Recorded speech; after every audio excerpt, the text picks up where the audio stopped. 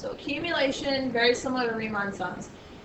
I'm not going to spend a whole lot of time over like when it's over, when it's under. You guys are really good at that, and y'all did well on those types of problems on the mock exam.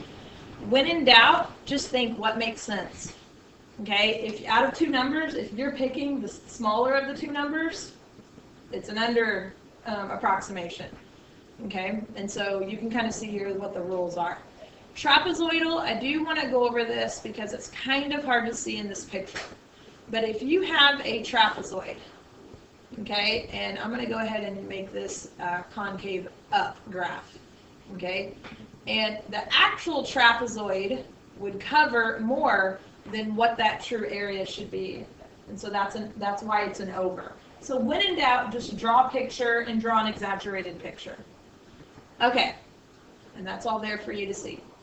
One thing, you should be able to know how to do all of this stuff, and we're going to practice this a little bit, but when asked about the current amount, you have to consider, did they give you an initial amount? So if you think about the snow problem, snow accumulating, if we can measure the rate of change from, say, noon to 3 p.m., I can't only consider what happened between noon and 3 p.m. I have to say, well, how much snow was there to begin with?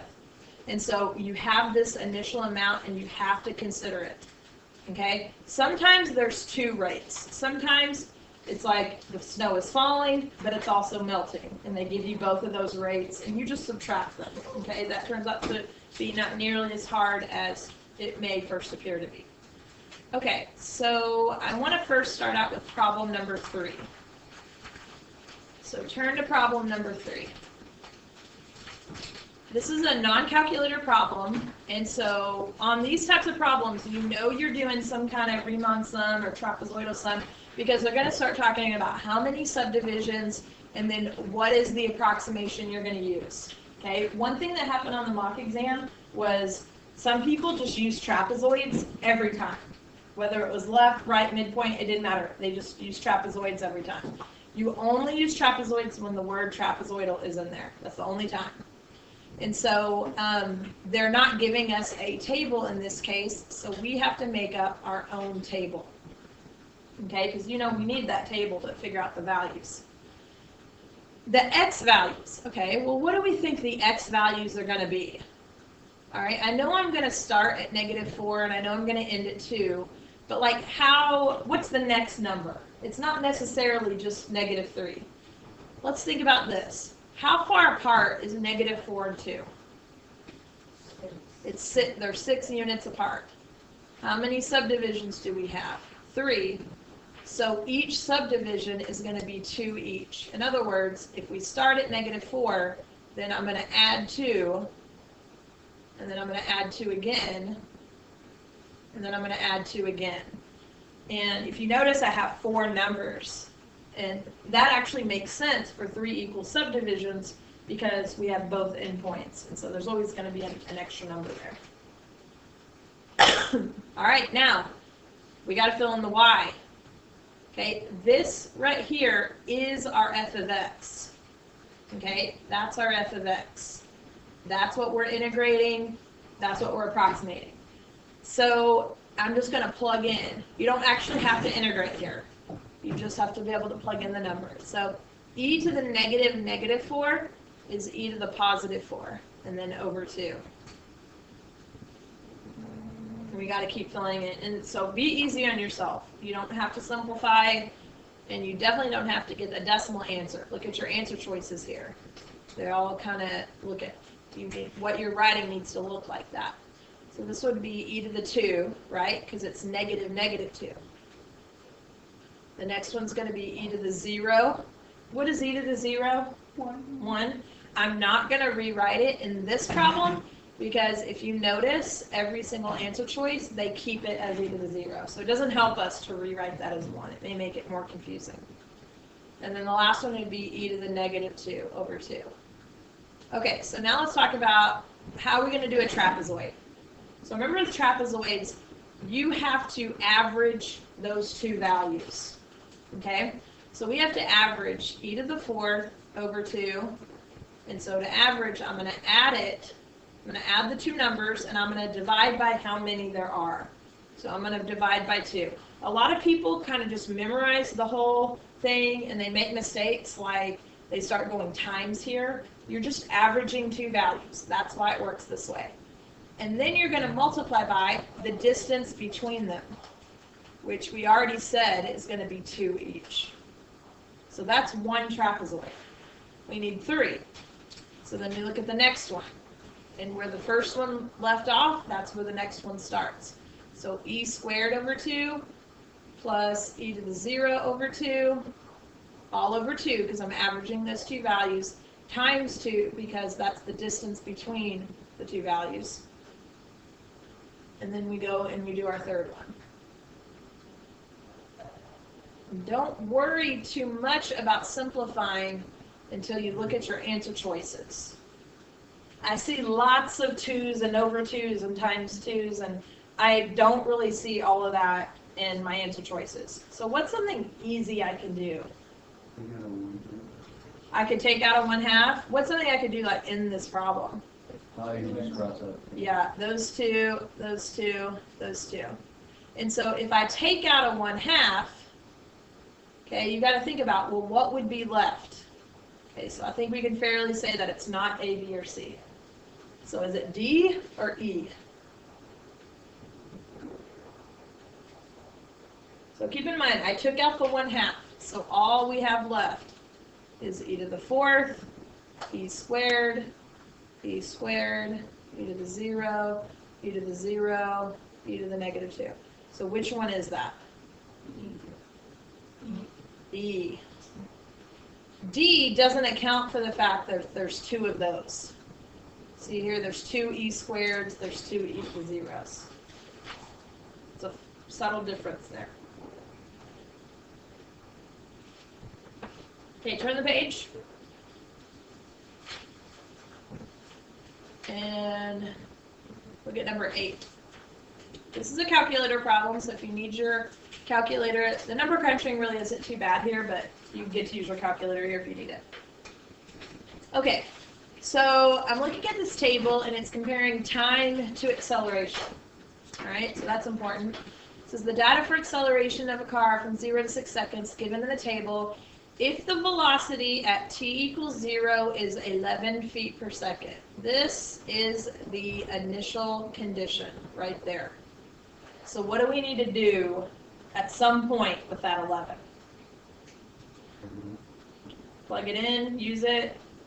I'm gonna ask you more specifically here in just a minute. But we got to use it. This 11 is not extra information. It says the approximate value of the velocity at 6. So let me write in math what they're saying. They're saying v of 6 is approximately the left-hand Riemann sum with 3 subintervals. In other words, it's like the integral 0 to 6 of a of t dt. That's going to tell me how much velocity increased. Where did it start at, though? Again, we just said 11. So you got to add 11 at the end. Or you could add 11 at the beginning.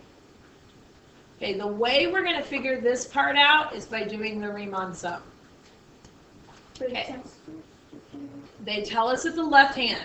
You don't get to just pick trapezoid, right, left. They always tell you which one to do. And they tell us 3 subintervals. Okay, so if we look at that, out of those two numbers, which one are you going to pick? If it's a left-hand Riemann sum. The 5, the left number. It's not the bigger, it's the smaller number, it's the left number.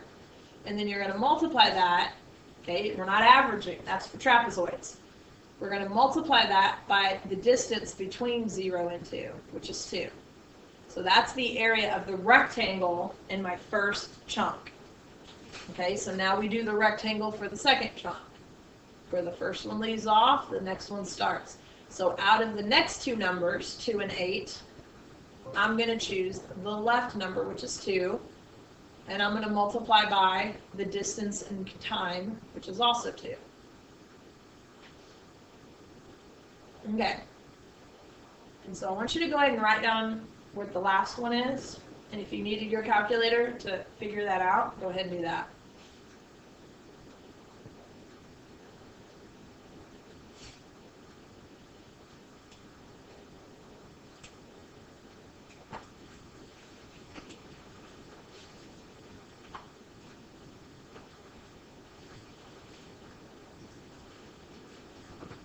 Okay, so if you do this work and you're like, it's 30, the answer's B, man, you did a lot of work to get no credit.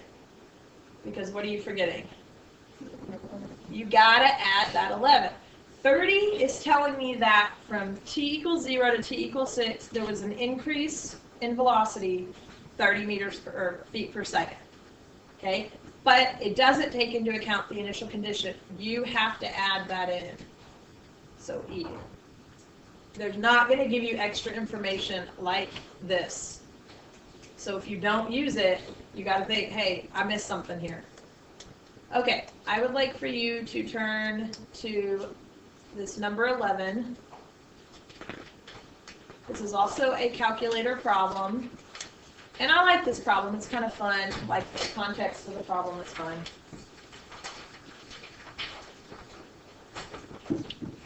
So this says a zoo sponsored a one-day contest to name a new baby elephant. Isn't that cute? Zoo visitors I love baby animals. I mean, like, who doesn't? They're so cute. Zoo visitors deposited entries into a special box between noon, t equals 0, and 8 p.m. The number of entries in the box t hours after noon is modeled by a differentiable equation E, which they don't give us. They only tell us like certain values here. Values of E and hundreds of entries at various times t are shown in the table above. So let me make sure we understand what's going on. At noon, how many entries are in the box? 0. Okay. At 2 p.m., how many entries are in the box? 400, right? It's in hundreds. Okay. At 8, by 8 p.m., which is when this contest thing is over, how many entries are in the box? 2,300. Okay, perfect. All right, so then part B says use a trapezoidal sum. Okay, remember what I said. They are going to tell you which type of one to use. Trapezoid, we got to use trapezoid. And they said use that to approximate this thing. So I'm going to go ahead and write what they said, and I'm going to use the approximation symbol. And I'm going to go ahead and write, look at that 1/8 there. You need to be multiplying your trapezoidal times the 1/8. The 1/8 matters, and when we get to the whole, like, explain the meaning of this, we're going to need, that's going to help us know what the meaning is. Okay, so go ahead and try to do this trapezoidal on your own. And go ahead and use your calculator to actually figure out what it equals. Don't forget that you're multiplying by 1/8 over 8.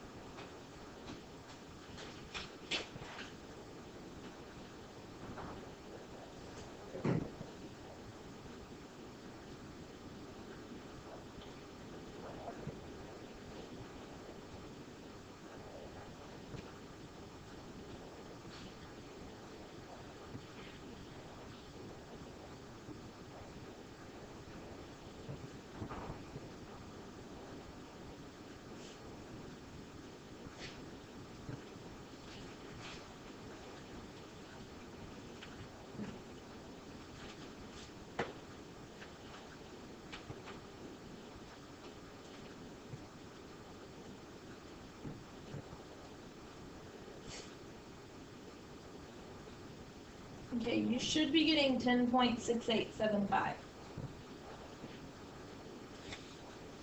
If you didn't, I'm sure it's something really small, or maybe you did times 2 each time. This was, these were not equal subintervals. So be careful about that. Okay, so now we got to think, okay, what are the units on this, and what does it mean? Well, when you were doing E of t times t, your units ended up being hundreds of entries times hours. And then what does the 1/8 do? What are the units on the 8 and the 1/8? Yeah, it divides out the hours. So in other words, it's like you had hundreds of entries times hours divided by hours. So this is just 100 entries. So you definitely could change this if you wanted to say 1,068.75 entries. Now, you could say, well, you can't have 0.75 entries. Well, you can when you're talking about a specific thing. So what is this talking about? Or when have we ever seen something like this before? And here's your hint. What is that? Average value.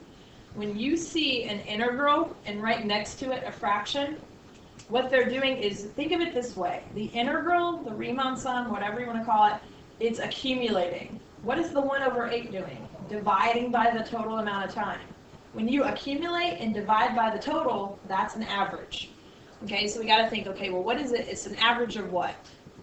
Okay, it's the average number of entries, and I'm going to go ahead and say in hundreds, just to be specific here, per hour on the interval. You always got to refer back to that interval. On the interval 0 to 8 hours. There are variations in how you explain it, but this is the gist. That's the justification. That's your justification. So when you explain it, make sure that you give good units. Number of entries in hundreds per hour. You could say at any given hour. You could have said that as well. And the reason this worked out kind of the way it did is because they didn't even give us a rate to begin with. They didn't say, like, the entries are being put into the box at a rate of 10 entries per hour here and then more and more. It was just, these are just the number of entries. Okay? So if we integrate this, we got to also divide by 8 hours to kind of get back to just the same. I'm going to stop talking. I feel like I've explained it, over-explained it. Okay, last thing we're going to do together is this part C. Okay, so at 8 p.m., volunteers began to process the entries. Okay, can you remind me again how many entries are in that box at 8? 2,300. So there are 2,300 entries deposited. I'm thinking I might need to know this, and I'm more or less just writing it down there because you can't see it all on the same screen. Okay, and now they're going to start processing all these entries. Okay, and they're going to process it by this function, and it's still in hundreds from 8 to 12. You do not need to do another Riemann sum. If you did, they would tell you left, right, midpoint, whatever. We're just going to straight up do an integration, and if you get your calculator, so you can do the integration piece in your calculator.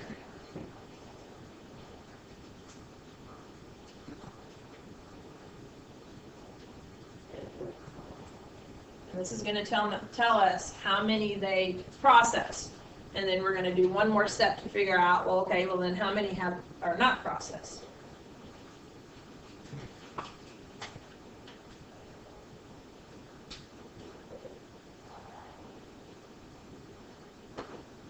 This whole being able to get your calculator to integrate for you is a skill you definitely want to know how to do. Okay, you should be getting 16. And keep in mind, I'm not going from 0 to 12. It's just from 8 to 12. It's after.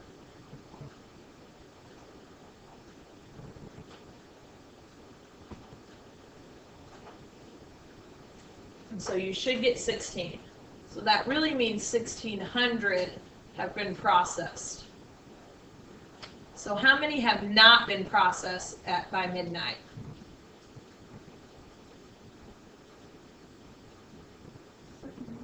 700. So there are 700 entries not processed by midnight.